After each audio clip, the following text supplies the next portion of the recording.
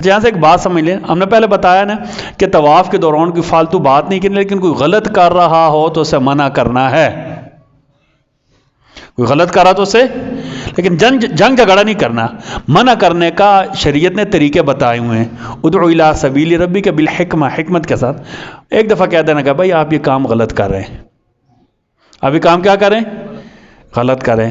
ہم ایک دفعہ طواف کر رہے تھے، الحمدللہ تحدیث پہ نعمہ، اللہ تعالیٰ نے ہمیں 70 سے زیادہ عمرہ کرنے کی توفیق دی ہے، الحمدللہ۔ اللہ تعالیٰ سب کو بار بار حج عمرہ کرنے کی توفیق عطا فرمائے، یہ اللہ کی نعمت ہے نا، ٹھیک ہے۔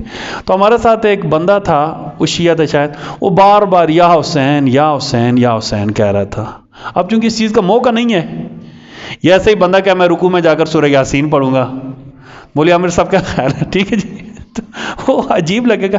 تو ہمارا ایک ساتھی تھا، انہوں نے کہا نہیں، اللہ کا گھر ہے، اللہ کو یاد کرو، یہ شرک ہے۔